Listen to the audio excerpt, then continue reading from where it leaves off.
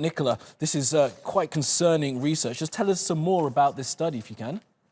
Yeah, well, Professor Dominic Lintz from Maastricht University and his team looked at a total of 3 studies that have been run between 6 and 11 years involving these 8,001 people.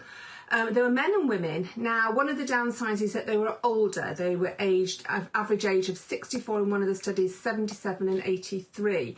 But what makes it so striking is that the people involved in these studies all wore sleep monitors, which really gives authenticity. It wasn't a case of self-reporting.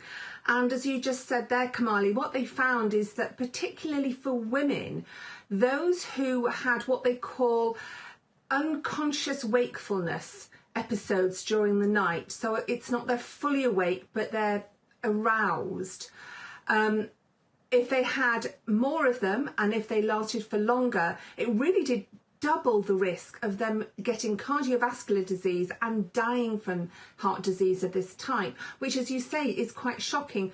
With the men, the link between it isn't quite as strong, but it did increase the risk by 1/4.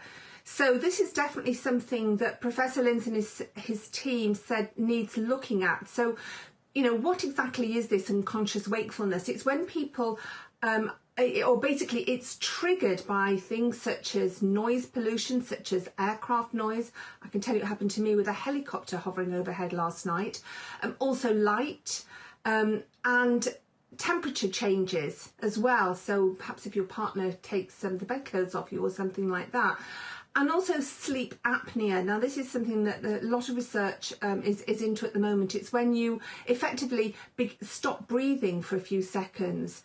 And that, we know, can definitely cause a lot of health problems because you're not getting the right amount of sleep that you need. It's just incredible, isn't it? And sort of reinforces how important sleep is. And as we know, restorative sleep, that rapid eye movement, REM sleep, is the most important kind. So I'm guessing from this study, it's found that these people were not getting into that kind of deep sleep to have that kind of rejuvenation that we're all meant to get overnight.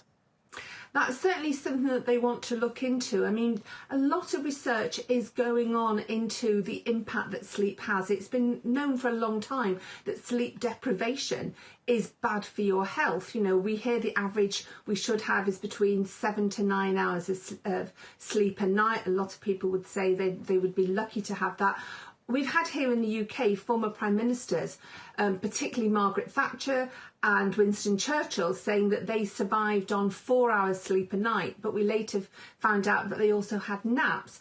And there's a lot of research underway at the moment into the value of having a lunchtime nap, not a long one, but certainly if you have that extra bit of sleep, that can help.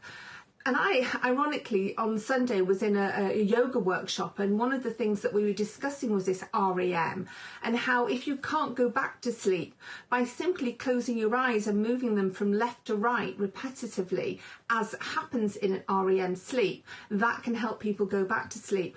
But the importance is to ensure that you have a proper full sleep, that you don't have these unconscious wakenings that are damaging your health. So the old adage of a warm bath and hot milk before you go to bed and not going through your phone and social media still stands. It absolutely does. Thanks for those tips on getting back to sleep, and I think we can all get behind a good lunchtime nap.